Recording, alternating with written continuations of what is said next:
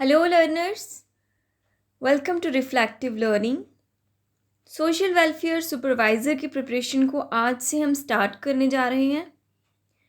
Learners, मैं आपकी help करूँगी कि मैं आप तक रेलिवेंट कंटेंट पहुँचा सकूँ सो दैट आपको इधर उधर से जो कोर्सेज़ हैं, पेड कोर्सेज़, वो लेने की ज़रूरत ना पड़े। एंड बहुत सारे लर्नर्स ऐसे होंगे जिन्होंने सोशियोलॉजी सब्जेक्ट को ग्रेजुएशन में नहीं पढ़ा होगा, तो मैं प्रिपरेशन उसी हिसाब से कराऊंगी कि उन बच्चों की भी हेल्प हो जाए, उन बच्चों को भी कॉन्सेप्ट्स क्लियर हो जाए। तो हमारा फर्स्ट यूनिट का फर्स्ट टॉपिक है सोसाइटी, समाज।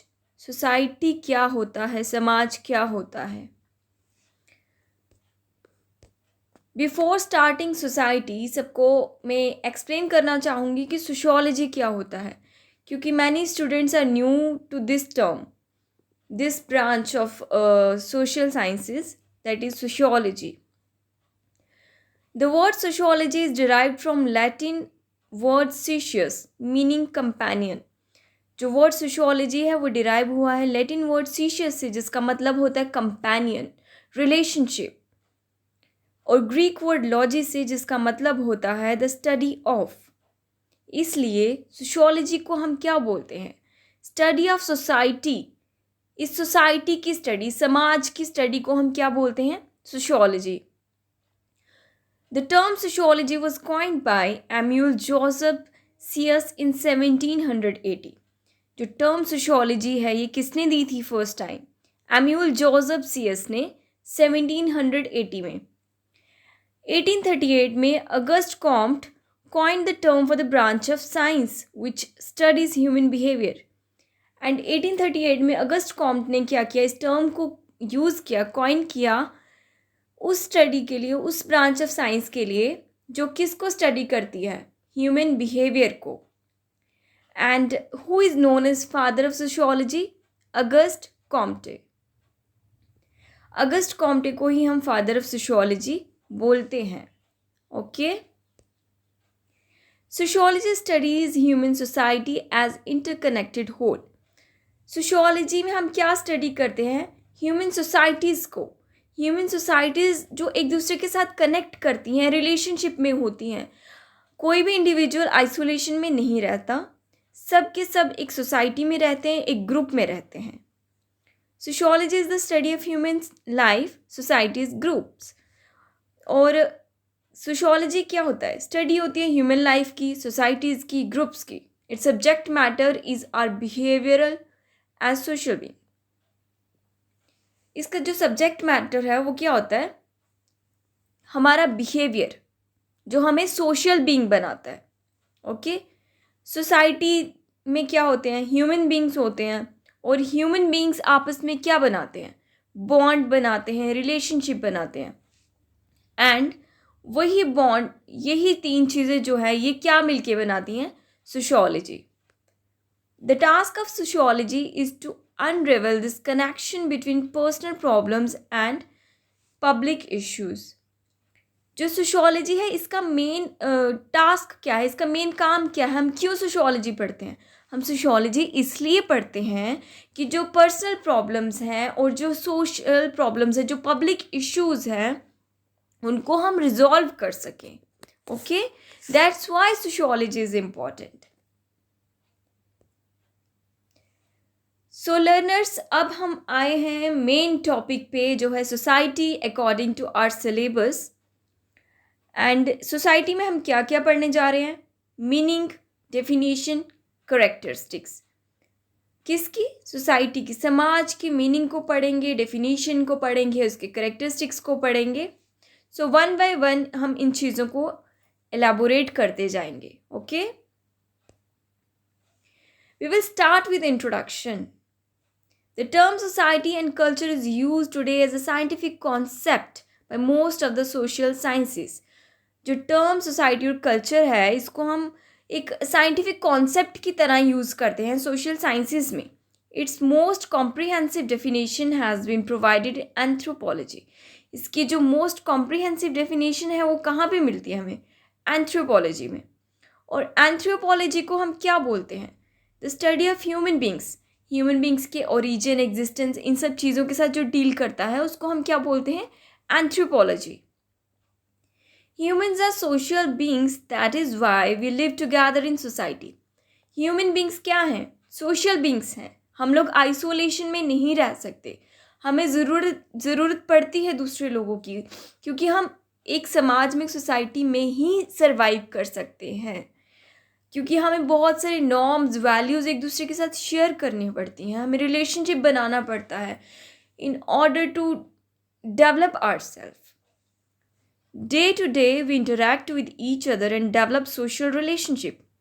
हर दिन हम किसी न किसी से इंटरैक्ट करते हैं, किसी न किसी से बातचीत करते हैं, किसी न किसी से हम अच्छे बुरे रिलेशनशिप्स को भी डेवलप करते हैं. Every society has a culture, no matter how simple that culture may B.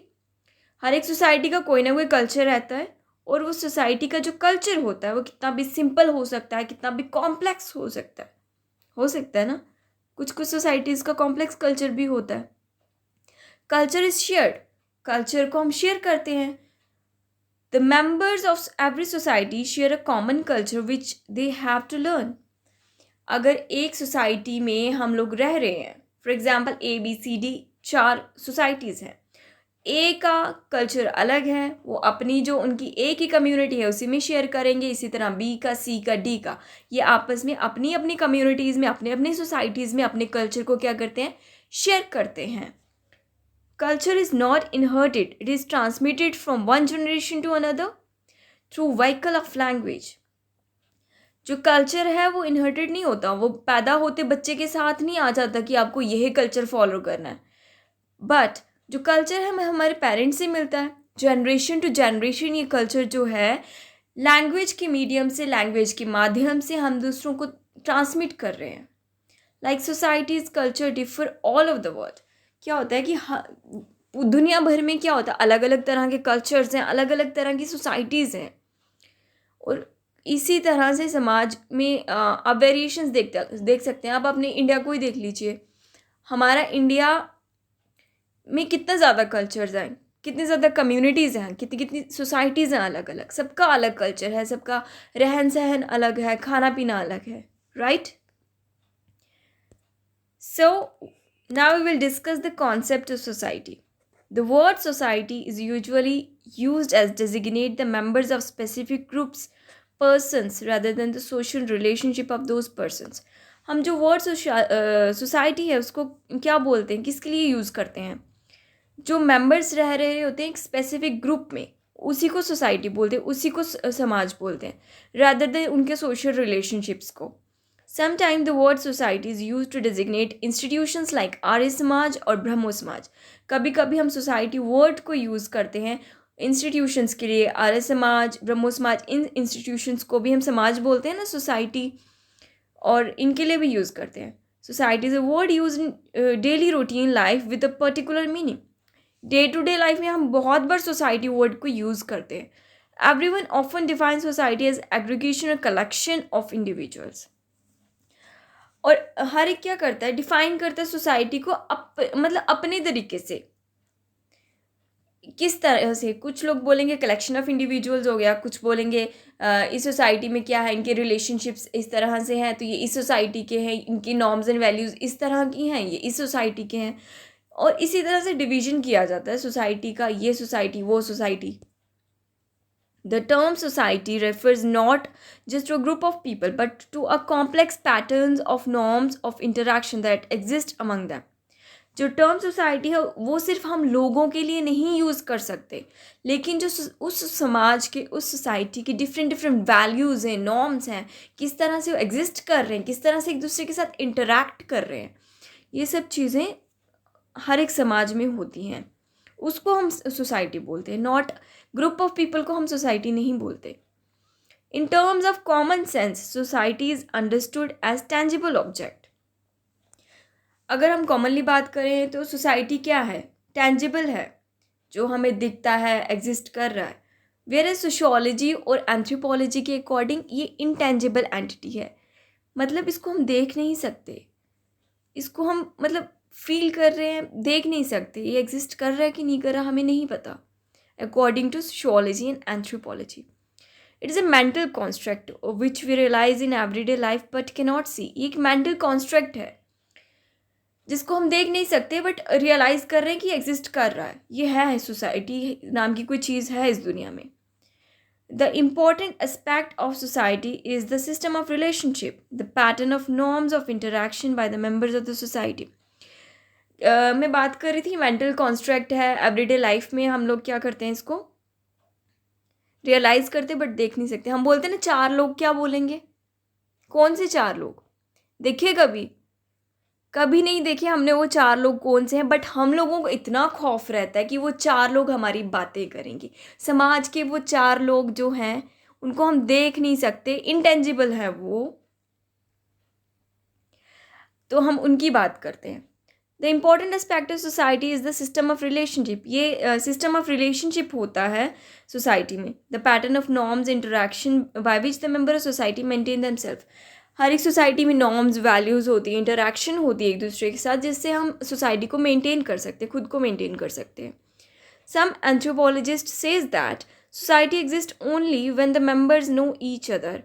कुछ एंथ्रोपोलॉजिस्ट बोलते हैं कि सोसाइटी एग्जिस्ट करती है, तभी एग्जिस्ट करती है when the member know each other, जब लोग एक दूसरे को जानते होंगे, and possess common interest and और ऑब्जेक्ट्स। अगर उनके इंटरेस्ट सेम है, फॉर एग्ज़ाम्पल हम लोग वही ABC का डिवीज़न करेंगे। मैं पर्टिकुलरली किसी कम्युनिटी का नाम नहीं लूँगी यहाँ पर। देखिए, ए कम्युनिटी है, वो इस कल्चर को फॉलो कर रही है। फॉर एग्ज़ाम्पल वो मतलब एक लॉर्ड की वर्शिप कर रहे हैं, तो वो बोलेंगे कि हम इस समाज से हैं, ठीक है। एंड बी वाले दूसरे तरह के जो दूसरे मतलब उनका अपना जो लॉर्ड है, अपने उनके गॉड्स हैं, उनके वो फॉलो कर रहे हैं, तो बोलेंगे कि वो उस कम्युनिटी से, उस सोसाइटी से बिलोंग करते हैं। इसलिए उन्होंने बोला कि जिनके सेम इंटरेस्ट होते हैं, जिनमें सेम तरह की वैल्यूज़ नॉर्म्स होते हैं, वो एक ही सोसाइटी से बिलोंग करते हैं according to anthropologists. Now the meaning of society. जो टर्म सोसाइटी है वो लैटिन वर्ड सोशियस से डिराइव हुई है, जिसका मतलब होता है कंपेनियनशिप और फ्रेंडशिप। जॉर्ज सैम्यूल एक एमिनेंट सोशियोलॉजिस्ट हैं। उनके according it is the element of sociability और companionship which defines the true essence of society. According to George Samuel, वो बोलते हैं कि ये जो सोसाइटी है ये सोशियबिलिटी और कंपेनियनशिप का एलिमेंट है। Okay, as Aristotle stated centuries ago, man is a social animal. Aristotle, अरस्तु, उन्होंने क्या बोला था कि man is a social animal. बहुत साल पहले बोल के वो चले गए कि man is a social animal. It brings into focus that man always lives in the company of other people. वो बोलते हैं कि अकॉर्डिंग टू एरिस्टोटल, वो बोलते हैं कि जो मैन है, ह्यूमन बींग्स है, वो किसी दूसरे पर्सन की कंपनी में दूसरे लोगों के साथ ही रह सकते हैं। Society has become essential condition for human life to continue. अगर हमें ज़िंदा रहना है, अगर इस समाज में हमें रहना है, तो उसके लिए इस मतलब सर्वाइव करने के लिए हमें सोसाइटी की ज़रूरत है। Herein we will discuss some of the views of the social thinkers. हम सोशल थिंकर्स के व्यूज़ को पढ़ेंगे अब, जिनका मानना है कि सोसाइटी क्या है उनके अकॉर्डिंग, वो अब डिस्कस करेंगे आगे डेफिनेशंस में।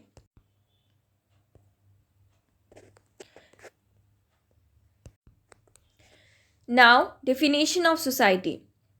अगस्ट कॉम्टे के according society is a social organism possessing a harmony of structure and function.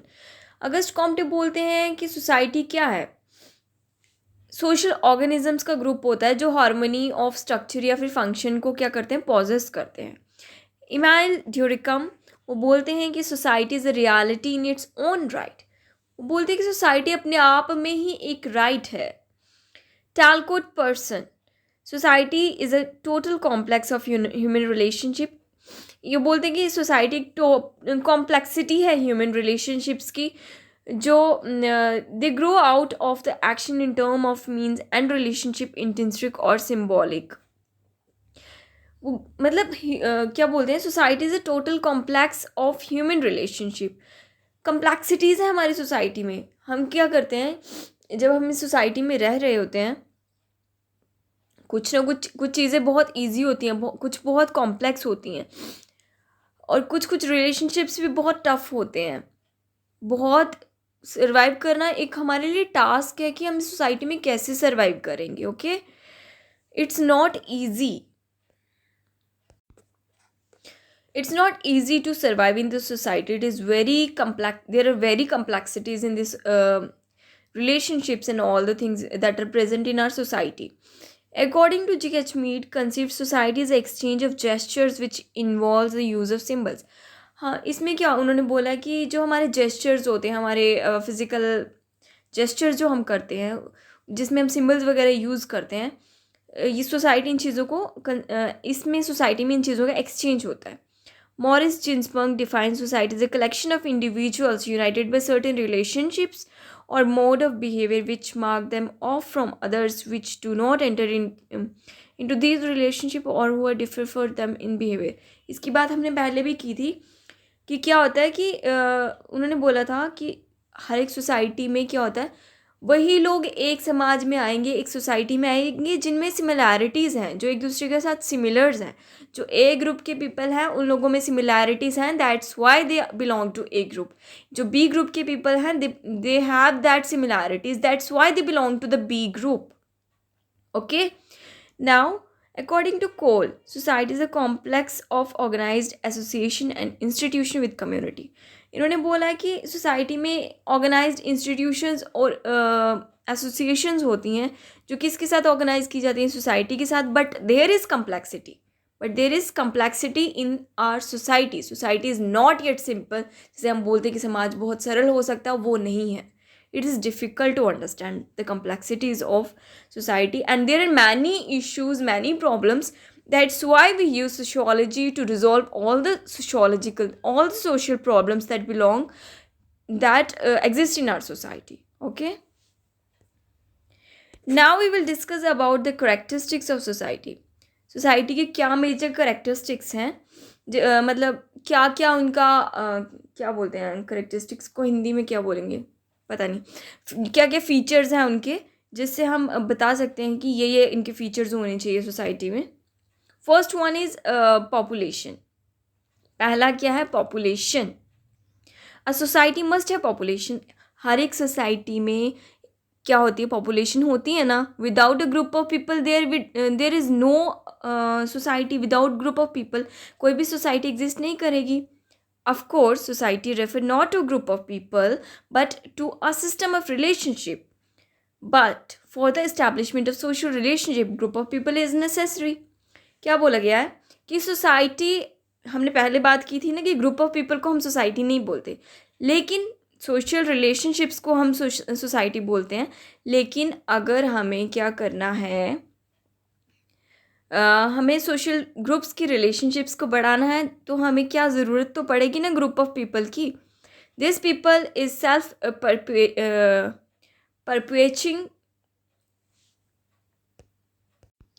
perpetuating individuals who reproduce it through some sort of mating relationships.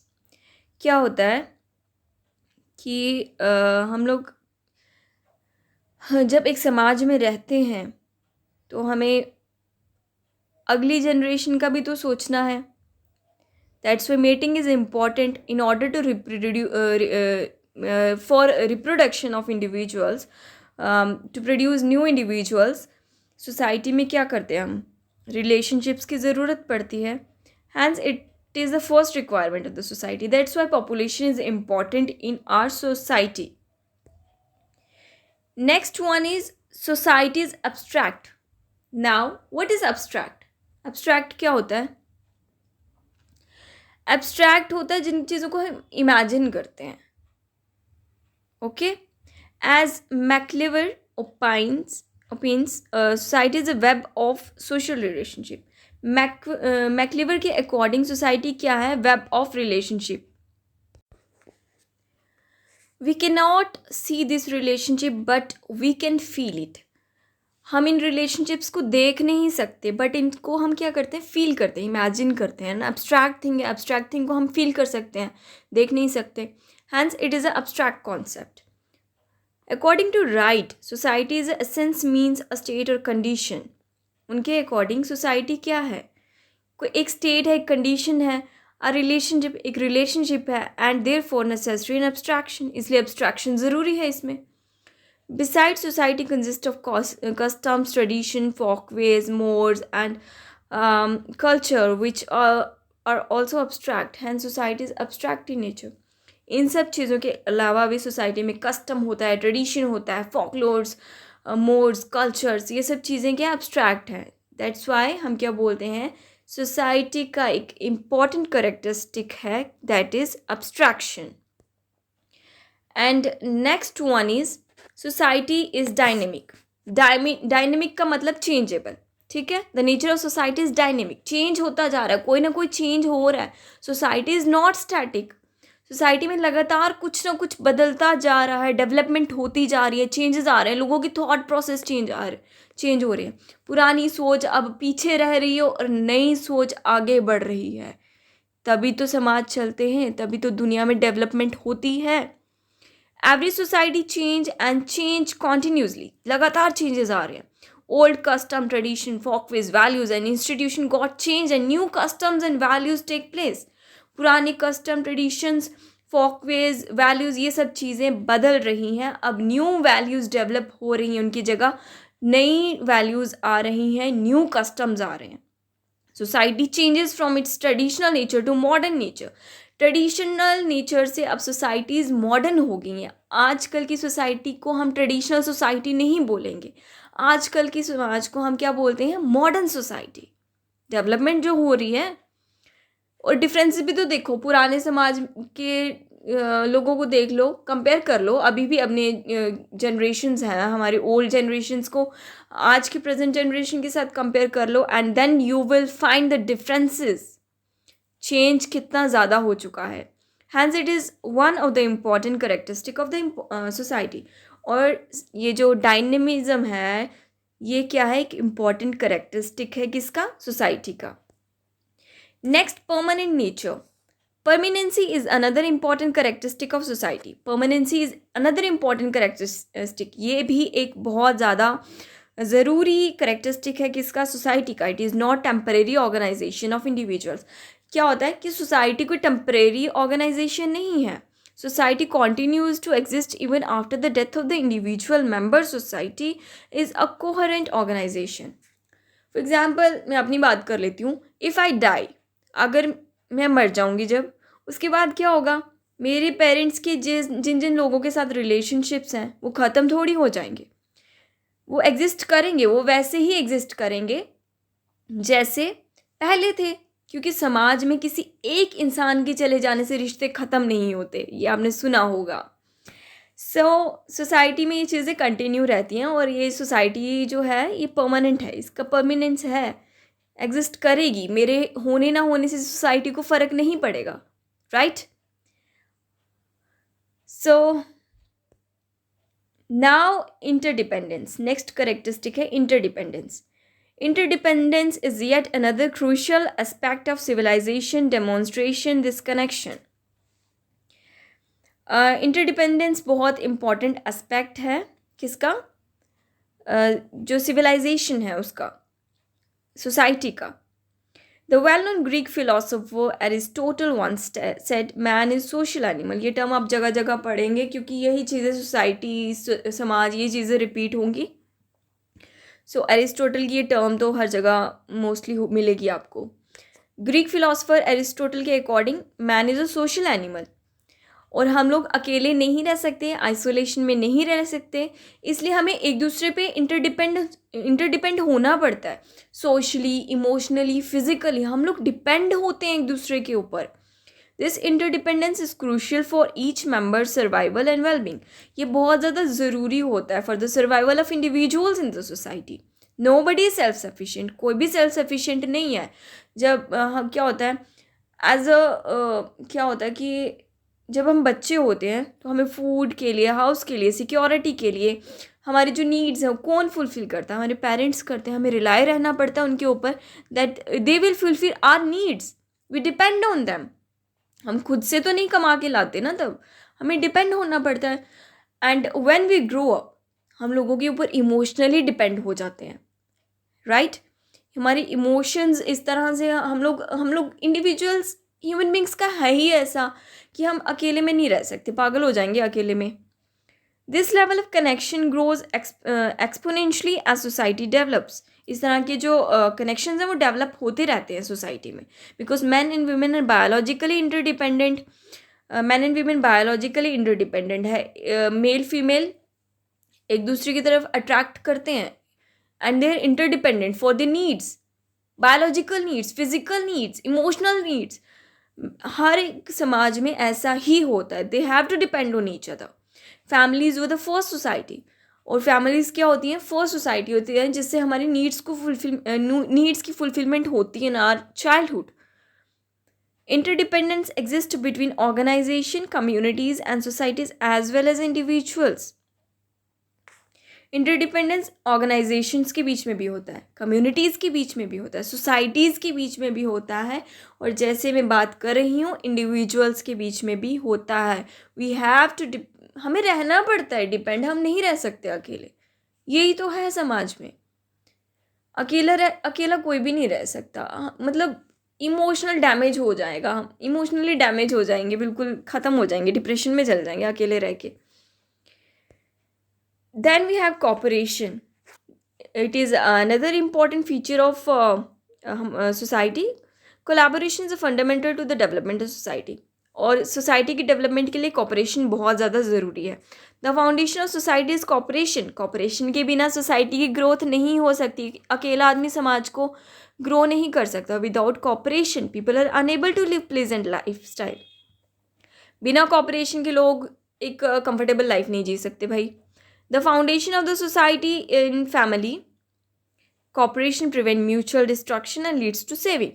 जो सोसाइटी क्या होता है, जो हमारी फर्स्ट फाउंडेशन होती है सोसाइटी की, वो फैमिली होती है. फैमिली के अंदर जो होता है कॉपरेशन बहुत ज़रूरी है in order to save our family from destruction. क्योंकि जिस जगह कॉपरेशन है, जिस जगह कॉन्फ्लिक्ट है, आपने देखो डिफरेंसेस देख लो. कोऑपरेटिव फैमिलीज किस तरह से डेवलप करती हैं, and what about that family जिसमें कॉन्फ्लिक्ट चलते रहते हैं. जिस समाज में कॉपरेशन है उसमें कॉन्फ्लिक्ट भी होगा. सो अब हम बात करेंगे नेक्स्ट करेक्टरिस्टिक की, that is conflict. Conflict is vital for society just like cooperation. ये भी उतना ही ज़रूरी है जितना कि हमारा कॉपरेशन था. Conflict serve as a cementing element for fostering strong ties. Conflict help करता है फर्दर कि हम लोग मजबूत रिश्तों की बुनियाद के लिए कॉन्फ्लिक्ट्स भी ज़रूरी हैं. Conflict give cooperation purposes in the society. Conflict give cooperation purposes in the society. और कॉन्फ्लिक्ट हमें क्या देता है? वो पर्पस देता है जिससे हम कॉपरेट कर सके within the society. There are direct and indirect conflicts but both are essential for society. Society में डायरेक्ट कॉन्फ्लिक्ट्स भी होते हैं, इनडायरेक्ट कॉन्फ्लिक्ट्स भी होते हैं, लेकिन दोनों तरह के कॉन्फ्लिक्ट्स जो हैं वो बहुत ज़रूरी होते हैं सोसाइटी में. क्योंकि कॉन्फ्लिक्ट किस बात पे होता है? देखिए, हर जगह हम कॉपरेट नहीं कर सकते ना, कि हमें अंधाधुंध चलाया जाए समाज में, बोला जाए ये rules and regulation, you have to follow this rules. आप नहीं कर सकते क्योंकि हर एक इंडिविजुअल के कुछ अपने सेंटिमेंट्स होते हैं, अपना कुछ फीलिंग्स होते हैं, राइट? हम अंधाधुंध चीज़ों को फॉलो नहीं कर सकते ना. और उन चीज़ों के अगेंस्ट खड़े होने के लिए हमें लड़ना पड़ता है, एंड दैट्स वाई कॉन्फ्लिक्ट्स होते हैं. Okay, and now we have culture. What is culture? Culture क्या होता है? हमारे इंडिया में आपने देखा होगा, नॉर्थ से साउथ, ईस्ट से west, there are differences in cultures, differences in languages. बहुत डाइवर्सिटी है हमारे इंडिया में, और इसी डाइवर्सिटी को हम अपना क्या बोल सकते हैं, हमारा जो इंडिया है बहुत कलरफुल दिखता है. That because of all this culture. इसी कल्चर की वजह से, इन्हीं डाइवर्सिटीज़ की वजह से हम बहुत कलरफुल दिखते हैं, बहुत अच्छे लगते हैं. और इन्हीं डाइवर्सिटीज़ में हमारी इक्वालिटी है. That is proud to be Indian, है ना? कितना प्राउड होता है इतना कलरफुल देश को देख के, कितनी खुशी होती है. चलिए हम बात करते हैं कल्चर की. Every society is unique because of its own culture. हर एक सोसाइटी यूनिक होती है अपने कल्चर की वजह से. Culture is a thing which only human being possess. Culture एक ऐसी थिंग है जिसको ह्यूमन बींग क्या करते हैं, पॉजेस करते हैं. It refers to the social heritage of man. It includes our attitude, moral values, belief, ideas, ideologies, our institution, political, legal, economic, or our sciences and philosophies. हमारे culture में क्या आता है? कल्चर में हमारा एटीट्यूड, हमारे मॉरल वैल्यूज़, हमारे belief system and also हमारे आइडियाज़, आइडियोलॉजीज़, हमारे institution, politics, economy, that is our sciences, all these things belong to our culture. The member of society share a common culture. क्या होता है आपको भी पता है. अगर एक कम्युनिटी की, एक सोसाइटी की बात करें, बी सोसाइटी की बात करें, सी सोसाइटी की बात करें, ए सोसाइटी जो है उनका पहनावा देख लीजिए. इसमें डायरेक्ट मैं बात ही कर लेती हूँ रिलीजन की. दैट इज़ हिंदुइज़म में आप देख लीजिए क्या होता है. हम लोग तिलक लगाते हैं ना, और हमारा जो जब हम हमारा तिलक लगाना, ये सब चीज़ें होती हैं. एंड सिखिज़म में आप देख लीजिए, सिखिज़म में पगड़ी बांधते हैं, ये सब चीज़ें होती हैं ना. That belongs to different culture. These are the differences, but these differences are very very beautiful. यही तो हमारे देश की खासियत है, जो हमारे देश को पूरी दुनिया से अलग बनाता है, कि हमारे यहाँ कितनी डिफरेंसेस है कल्चर के, बट फिर भी हम लोग एक साथ रहते हैं. Now types of society. अब हम बात करेंगे कौन सी अलग अलग टाइप्स हैं सोसाइटी की. First one is hunting and gathering. The simplest type of society that is inextensive today and that may be regarded the oldest is that whose economic organization is based on hunting and gathering. They are called hunting and gathering societies. This society depend on hunting and gathering for its survival.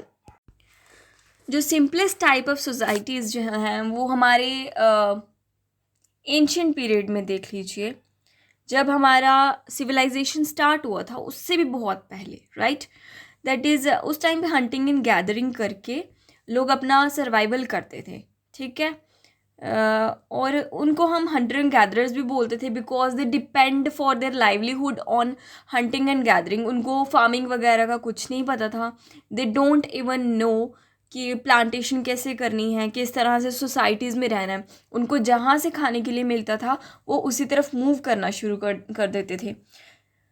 और वो जो societies थी वो hunting gathering पे ही depend थी अपने survival के लिए. That's why they were known as hunter and gatherers. Next we have pastoral societies. And pastoral societies में क्या होता था, पेस्टोरल सोसाइटीज़ में क्या होता था कि उन लोगों को डिपेंड रहना पड़ता था एनिमल्स के ऊपर. पैस्चरिंग ऑफ एनिमल्स, वो क्या करते थे, एनिमल्स को चराते थे, ग्रेजिंग करवाते थे, such as camels, sheeps, goats. और इन्हीं से जो उनको डेयरी प्रोडक्ट्स मिलते थे ना, उसी से उनका सर्वाइवल होता था. डेयरी प्रोडक्ट्स एंड मीट वगैरह वो इसी से यूज़ करते थे. That's why they were known as pastoral societies. Now we have horticultural societies. Horticultural are those whose economy is based on cultivating plants by the use of simple tools like digging sticks, hoes, axes, etc. Horticulture में क्या होता था, उनको अब जैसे जैसे development हुई, I think it was in Neolithic period that लोगों को पता चल गया था कि किस तरह से हमने प्लांटेशन करनी है, कल्टीवेशन करनी है. और उनके पास अब टूल्स भी आ गए थे जिससे उनको पता था कि इस तरह से हम डिगिंग करेंगे, सीड को हम सो करेंगे एंड इतने टाइम के बाद हमारे पास प्लांट्स आएगा. और इस हॉर्टिकल्चर सोसाइटीज़ में क्या हुआ, उनको अब आ गया था कल्टीवेशन ऑफ प्लांट्स करना, धीरे धीरे वो सीख रहे थे. Now agricultural societies. The third type are agricultural societies. This society, which still is dominant in most part of the world, is based on large scale agriculture which largely depend on plowing using animals. फिर आई हमारी agriculture societies. Agriculture societies में क्या होता था, क्या होता है, अभी भी एग्रीकल्चर सोसाइटीज़ एग्जिस्ट करती हैं। हमारे इंडिया में देख लीजिए कितने लोग हैं जो एग्रीकल्चर के ऊपर डिपेंड है अपने सर्वाइवल के लिए। इस तरह की सोसाइटीज़ में क्या होता था, क्या होता है, एग्रीकल्चर के ऊपर डिपेंड रहते हैं for their livelihood. Okay, and पुराने टाइम में तो आपको पता है कि एनिमल्स को ही यूज़ करते थे प्लोइंग के लिए। एंड आजकल डेवलपमेंट बहुत हम लोगों ने डेवलपमेंट कर ली है। आजकल हमारे पास बहुत सारे इक्विपमेंट्स हैं जिसकी हेल्प से हम एग्रीकल्चर को और ज़्यादा एडवांस साइड लेके जा रहे हैं। Now industrial societies, industrial revolution which begin in Great Britain during 18th century give rise to the emergence of four type of society। जो इंडस्ट्रियल रेवोल्यूशन हुई थी ग्रेट ब्रिटेन में 18th सेंचुरी में, उसने एक और सोसाइटी को जन्म दिया, दैट वाज इंडस्ट्रियल सोसाइटीज़। अब मशीन्स का यूज़ होना शुरू हो गया, instead of animal and human energy अब फ्यूल्स को यूज़ करना शुरू कर दिया गया। इससे हमारा टाइम भी सेव हो रहा था एंड हमारा जो क्या बोलते हैं एनर्जी थी उसको भी हम सेव करना शुरू कर दिए। Now we have post industrial societies. A fifth growing type of society identified by sociologists is the post-industrial societies। हमारे जो sociologist हैं उनके अकॉर्डिंग एक another type है society की, that is post-industrial societies। इसमें क्या है कि हमारी जो societies है उसमें अब टेक्नोलॉजी का यूज़ हो रहा है ना, हर चीज़ टेक्नोलॉजी के ऊपर डिपेंड है। एंड अगर मैं आपको पढ़ा रही हूँ, this is also a technology, इसी के हेल्प से हम पढ़ रहे हैं। The USA, Canada, Japan, and Western Europe are among the highly industrialized nations। Okay, ये जो USA, कनाडा, जापान ये है क्या है, ये हाईली इंडस्ट्रियलाइज्ड नेशंस हैं। ओके, और हाईली इंडस्ट्रियलाइज हैं एंड अब इनका मेन फोकस किस पे है, use of new technology, information technologies को यूज़ करके हमने और डेवलपमेंट करनी है, लोगों का सर्वाइवल इजी करना है। सो learners, this was all about society. मुझे उम्मीद है कि आपको अच्छे से समझ आ गया होगा, कॉन्सेप्ट क्लियर हो गया होगा। और आपको अगर बैकग्राउंड नॉइस हुआ हो गाइस तो आई एम रियली सॉरी, क्योंकि मेरा घर जो है रोड के पास है, that's why you can understand that. So overall अगर आपको लेक्चर पसंद आया हो तो प्लीज़ सब्सक्राइब कीजिए, लाइक कीजिए, शेयर कीजिए, कमेंट ज़रूर करना। मुझे फीडबैक चाहिए कि आपको किस तरह का कंटेंट चाहिए एंड किस तरह से आप पढ़ना चाहते हैं, और अगर आपको इसी वे से पढ़ना है तो भी मुझे बताइए। एंड अगर कोई और मेथड से मैं पढ़ाना कुछ और मेथड्स एंड कुछ और तरीके से आप समझना चाहते हैं तो वो भी प्लीज़ मुझे बताना, ठीक है। सो learners, thanks for watching video. अब मिलते हैं नेक्स्ट वीडियो में जिसमें हम बात करेंगे कम्युनिटी की। तो मैं उम्मीद करती हूँ कि आपको आज का लेक्चर तो अच्छे से समझ आ गया होगा, क्योंकि बहुत एनर्जी लगती है और बहुत टाइम लगता है इन चीज़ों को करने में। सो मैं आपसे यही उम्मीद करूँगी कि आप मुझे फीडबैक ज़रूर देंगे और ज़्यादा से ज़्यादा वीडियो को शेयर करेंगे, सो दैट मेरे को मोटिवेशन मिलेगा, तभी तो मैं जाके और ज़्यादा आपके लिए मटेरियल आपको प्रोवाइड कर पाऊँगी। अगर मोटिवेशन नहीं मिलेगा, बिना मोटिवेशन के कुछ नहीं हो सकता। That's why motivation is important. Okay, thank you so much for watching videos, thanks a lot. इसको प्रिपेयर कीजिए, नोट्स बनाइए एंड इसको रिवाइज कीजिए। Okay learners, thank you so much.